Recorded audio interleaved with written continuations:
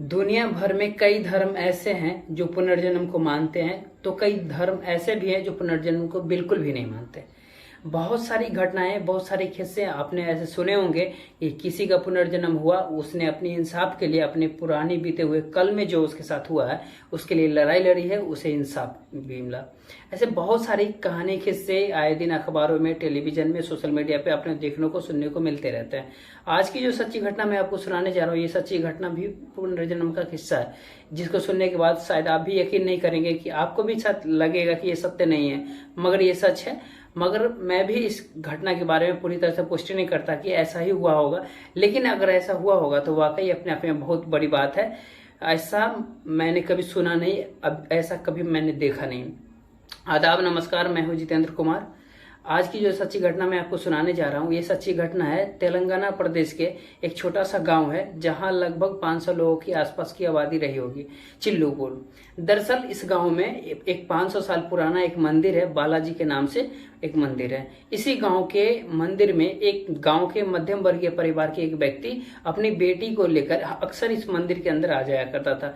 मंदिर में आता था, बेटी घंटों घंटों मंदिर में बैठी रहती थी, क्योंकि उस लड़की की तबीयत अक्सर खराब रहती थी, रातों को जागना या किसी से बातें नहीं करना। इसीलिए इसके पिताजी उस लड़की को उस लेकर के उस मंदिर में आकर बैठ जाया करते। वहां आकर के उस लड़की को बहुत ज्यादा सुकून मिलते थे। एक दिन ऐसा होता है कि किसी ने भी कल्पना नहीं की थी कि मंदिर की घंटी टूटकर उस लड़की के सर पे आके टूट के गिर जाता है। जैसे उस लड़की के सर पे वो गिरता है तो उस लड़की के सर से खून निकलने लगता है और बेहोश होकर के वहीं पे गिर जाती है। घर वाले को पता चलता है, वहां पे जो प्रशासनिक लोग है वहां पे सबको पता चलता है, पुजारियों को पता चलता है। सब लोग मिलकर आनंद फानन में लड़की को डॉक्टर के यहाँ लेकर के जाते हैं। इसे उस लड़की को डॉक्टर के पास लेके जाते हैं, घंटों बीत जाते हैं, पर उस लड़की को होश नहीं आता। फिर उस लड़की को एक अच्छे डॉक्टर के पास ले जाते हैं। वहां जाने के बाद कई घंटे बीतने के बाद उस लड़की को होश आता है। होश आने के बाद जैसे अक्सर फिल्मों में हुआ करती है, ठीक वैसा ही उस लड़की की आंखें खोलती है और वो चारों तरफ देखती है और कहती है कि मैं यहाँ कैसे हूँ।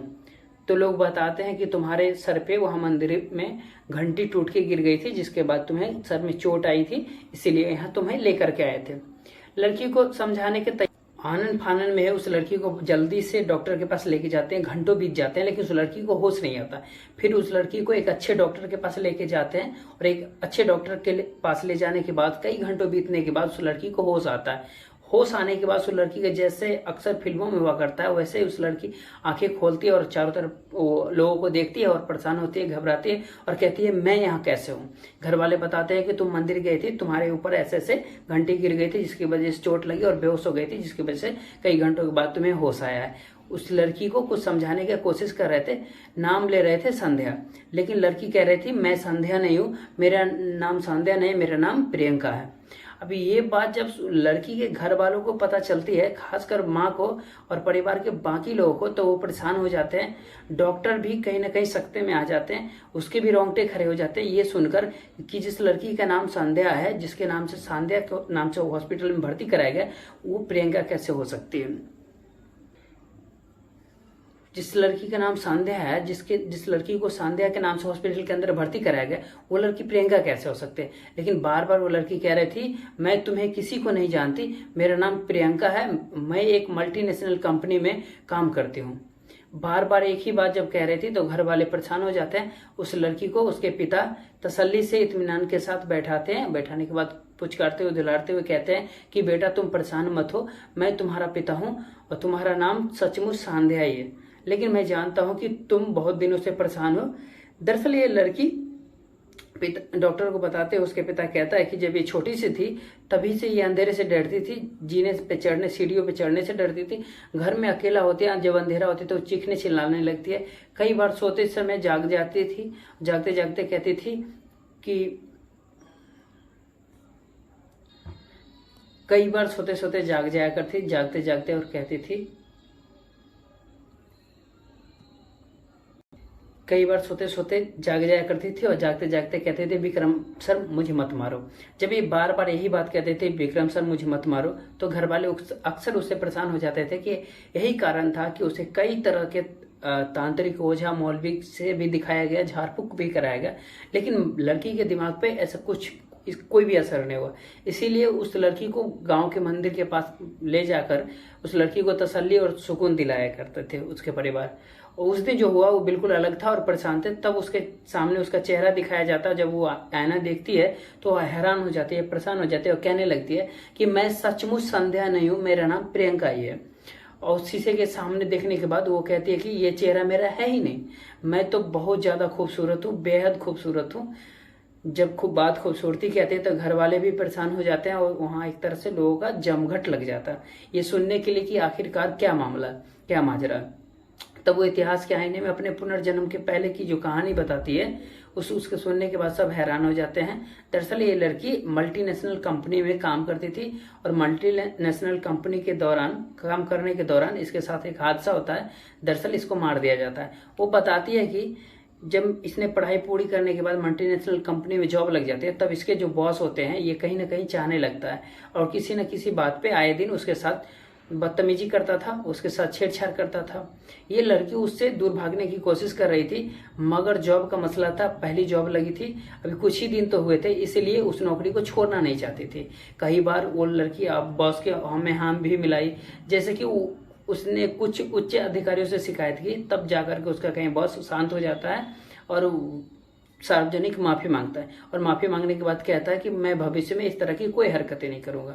कुछ दिन बीत जाता है, सब कुछ नॉर्मल कर देता है। नॉर्मल करने के बाद उस लड़की पे प्रियंका से कहता है कि प्रियंका, मैंने अपने घर पर एक पार्टी रखी है और तुम्हारे लिए जो एक मैं फाइल दिया है उस फाइल को लेकर जरूर आना, क्योंकि हमें उस सिग्नेचर करना है, तुम्हारा जो प्रमोशन होना। लड़की खुश हो जाती है कि मेरा प्रमोशन होने वाला है और रात के 9 बजे के आसपास का टाइम देता है, उस लड़की को अपने घर पे बुला लेता है। लेकिन उस दिन उसके घर पे कोई नहीं होता, उसके परिवार का कोई सदस्य था, नहीं ऑफिस का कोई था। लेकिन जब धोखे से उसको अपने विश्वास दिला करके वो अपने घर पे बुलाता है तो उस लड़की के साथ शराब के नशे में कुछ जबरदस्ती करने का कोशिश करता है और लड़की को विरोध करने के बीच इन दोनों के बीच हाथापाई शुरू हो जाती है, मारपीट शुरू हो जाती है। फिर लड़की जोर जोर से चिल्लाने लगती है, चिल्लाते चिल्लाते कुछ इतना चिल्लाती है कि इसकी आवाजें अब घर के 4 दीवारी के दूर जाने लगी थी। तभी वो व्यक्ति डर जाता है और डरने के बाद अपने घर से तकिया उठाता है, उस लड़की के मुंह पे लगा देता है और जोर से पीछे से पकड़ लेता है। कुछ कस के पकड़ने के बाद उस लड़की का दम घुटने लगता है और वो अपने बचाव के लिए जो कोशिश कर रही थी, तड़प रही थी। इसी तड़पने के दौरान उसकी प्राण निकल जाते हैं और वो मर जाती है। इस डेड बॉडी को कहाँ लगाया ठिकाना ये सोचने पे मजबूर था, इसलिए उस व्यक्ति ने अपने ही घर के आंगन में गड्ढा खोदकर उस लड़की को वहीं दफन कर दिया, दबा दिया और लड़की मर जाती है। लेकिन लड़की के परिवार वाले उस लड़की को हर जगह तलाश करने की कोशिश करते हैं, ढूंढते हैं। घर में अगर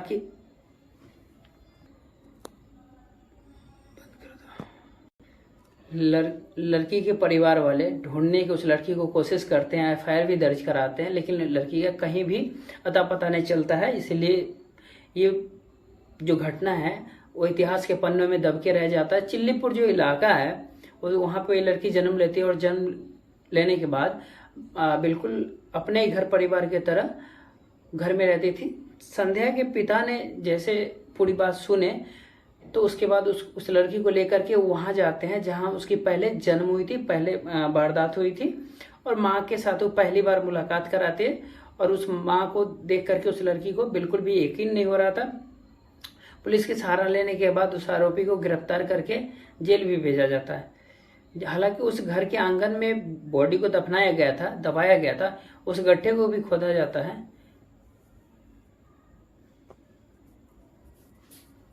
उस बॉडी को जहाँ पे दफनाया गया था, दबाया गया था, उस गड्ढे को भी खोदा जाता है। वहाँ पे बॉडी तो नहीं मिलती, लेकिन कुछ मात्र उसका अंश मिलता है। उस अंशों के आधार पे उसका डीएनए टेस्ट कराया जाता है, उसके माँ से उसके मेल कराया जाता है, बाकी परिवार के सदस्यों से मेल कराया जाता है कि ऐसा दावा किया जाता है कि वो मेल खा जाता है। मेल खाने के बाद ये चीज पता चलता है कि अपराधी कितना भी शातिर क्यों ना हो, अपराधी कभी बच नहीं सकता।